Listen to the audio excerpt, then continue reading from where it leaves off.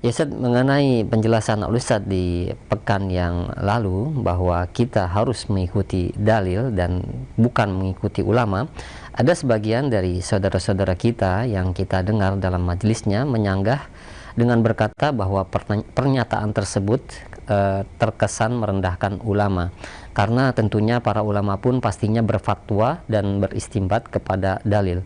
Mohon tanggapan Ustaz. Jazakallahu khair. Alhamdulillah wassalatu wassalamu rasulullah.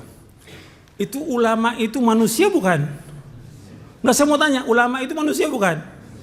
Kalau manusia tempat apa? Kesalahan.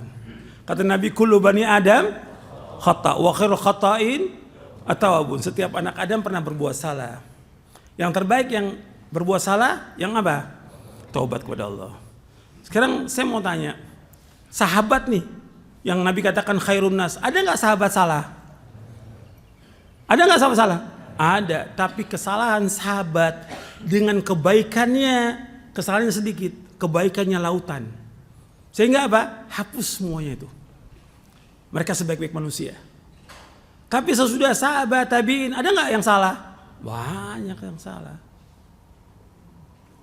Sesudahnya lagi ada yang salah. Sekarang kita bicara tentang 4 imam. Hanafi, Maliki, Syafi'i, Hambali rahimahumullah. Mereka imam terkenal di dunia. Kalau ada ulama sekarang ini 100 ulama dengan mereka, lebih alim mana? Lebih alim mereka 4 imam ini. Ada 100 ulama sekarang dengan 1 imam, jauh. Karena apa? Imam itu hafal hadis semuanya. Quran hafal, Bukhari, hafal udah mereka hadisnya. Meskipun mereka di zaman itu belum dikumpulkan Sahih Bukhari seperti Imam Hanafi, Maliki dan yang lain. Tapi mereka hafalkan hadis. Tapi mereka mengatakan kalau ada pendapatku menyalahi Quran dan Sunnah, kata mereka apa? Buang pendapatku. Yang mengajarkan kita untuk membuang pendapat ulama kalau bertentangan dengan Quran dan Sunnah, yang mengajarkan siapa? Yang mengajarkan ulama juga. Kan antum bisa lihat nanti antum baca buku Sifat Salat Nabi Syekh Albani atau Aslu Sifat Salatin Nabi 3 jilid. Di juz yang pertama Syekh Albani menjelaskan tentang pendapatnya para imam. Dan sudah saya bawakan di sini. Di majelis udah, dan ada videonya, udah ada videonya. Tuh bisa lihat tuh bagaimana saya sebutkan satu persatu perkataan mereka. Jadi mereka sudah mengatakan kalau ada pendapatku menyalahi sunnah Rasulullah, buang pendapatku. Artinya perkataan mereka ini kalau ada fatwa dari mereka menyalahi Quran Sunnah, buang. Apa ini merendahkan ulama? Tidak. Dan sudah saya jelaskan pada pekan yang lalu juga di jawaban itu, ketika Ibnul Jauzi mengatakan bahwa al-ilmu aslul a'zam, aslul akbar, ilmu yang paling besar, berarti wahyu itu paling besar. Apa ada ulama yang bisa mengalahkan wahyu? Gak ada, ini kalimat yang benar. Cuma setan ini berusaha bagaimana terus menggoda gitu. Termasuklah kepada ustadz-ustadz ini. Merendahkan ulama. Sama sekali saya nggak merendahkan ulama. Justru saya mengangkat apa di sini? Mengagungkan apa? Dalil Al-Quran wa Sunnah ala fahmi salaf.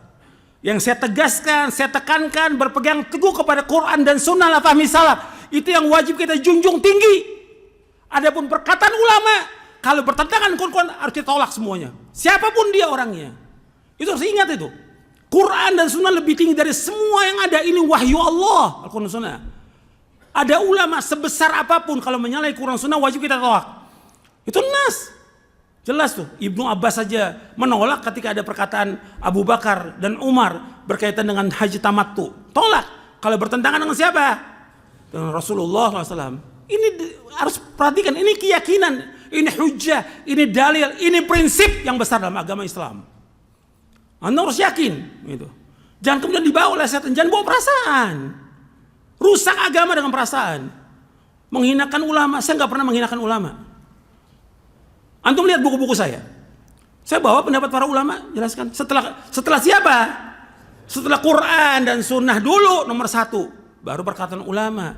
Bukan ulama dulu yang kita bawa, Quran. Yang kita wajib berpegang teguh, yang kita tidak akan sesat selamanya Selama kita berpegang kepada apa?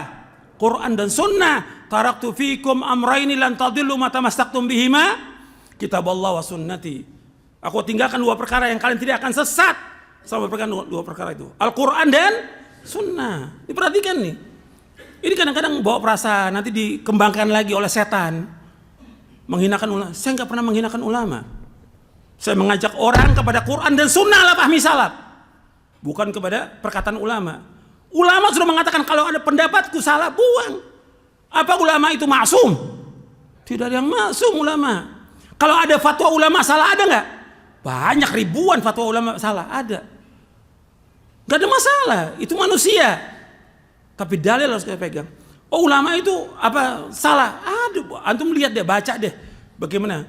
Imam Syafi'i ada qaul qadim, ada qaul jadid. Kesalahan mereka ada, wajar sebagai manusia. Dan mereka enggak dihukum oleh Allah karena ijtihadnya, karena mereka sudah berijtihad. Idza ijtahadal hakimu fa asaba falahu ajran, wa idza ijtahada fa akhta falahu ajrun wahid. Ini hadis sahih Bukhari Muslim. Apabila seorang hakim, seorang ulama, dia berijtihad, kemudian dia benar ijtihadnya, dapat berapa ganjaran? 2. Kalau dia berijtihad, kemudian dia salah, dia dapat berapa? 1 ganjaran. Tapi boleh nggak kita ikut pendapat dia yang salah? Nggak boleh kita ikut. Antum kalau mau baca lagi tentang bagaimana pembelaan para ulama kepada ulama, antum baca bukunya Syekhul Islam Ibnu Taimiyah. Antum catat tuh, Raf'ul Malam anil a'immatil a'lam. Raf'ul Malam anil a'immatil a'lam. Ketika Syekhul Islam menyalahkan ulama ini nggak ada masalah. Karena dengan apa? Dengan ilmu. Kalau pendapatnya salah, masa mau dibela? Ada fatwa yang salah, masa mau dibela fatwanya? Ada nggak ulama dalam berfatwa salah? Banyak. Nggak boleh kita ikut ketika dia salah. Apalagi berkaitan dengan nama orang, pribadi orang dari ulama Ahlussunnah. Karena ada fatwa ulama berkaitan dengan pribadi orang yang dia akidahnya Ahlussunnah wal Jamaah, akidah salaf. Dituduh apa mereka? Murji'ah. Ini salah. Ketika salah kita mau ikut, nggak boleh kita mengikuti yang salah. Kalau bilang kita bela ulama, kita juga bela ulama. Ada ulama Ahlussunnah yang wajib kita bela. Jadi harus berpikir kita yang waras, gitu, waras. Kemudian timbangan kita Quran dan Sunnah al-Salaf. Jadi jangan pakai perasaan. Ini pakai perasaan. Saya nggak pernah mencela ulama, nggak pernah mengecilkan ulama. Kita hormati. Ketika dia salah, nggak boleh kita ikut. Nggak boleh kita ikut. Dan itu semua penjelasan para ulama juga yang menjelaskan demikian. Jadi antum juga hati-hati tuh. Karena itu nanti akan mengajak orang, mengiringi orang untuk kembali lagi kepada apa? Kepada apa? Taklid. Udah taklid. Udah apa kata ulama, fatwa ulama, udah. Ini ada dalil. Oh, kita tolak dalil. Karena udah. Yang ada sekarang kan gitu. Dari ahlul bidah yang ada kan, kita dakwakan, enggak, kiai saya ngomong begini, usahanya ngomong, loh antum kembali lagi kepada mereka. Kita bukan mujtahid, tapi kita disuruh untuk mengikuti apa? Dalil yang Allah perintahkan dalam Al-Quran, ikuti apa? Dan sudah saya bawakan dalilnya, baik dalam surah Al-Baqarah, Al-Isra, Al-An'am, itu saya bawakan kemarin dalilnya. Tinggal coba antum renungi lagi. Gitu. Antum dengar lagi videonya, coba dengar lagi. Tapi dengan pikiran yang waras, ya waras itu. Dengan hati yang jernih, tidak ada hasad. Antum nilai itu. Gitu. Kalau belum yakin lagi, baca buku saya berkaitan dengan itu. Di awal buku sifat wudu dan sifat sholat, Nabi saya bawakan perkataan para imam. Antum baca tuh, sifat wudu dan sifat sholat. Yang diterbitkan oleh Pustaka Imam Syafi'i, ada tuh di awalnya saya jelaskan.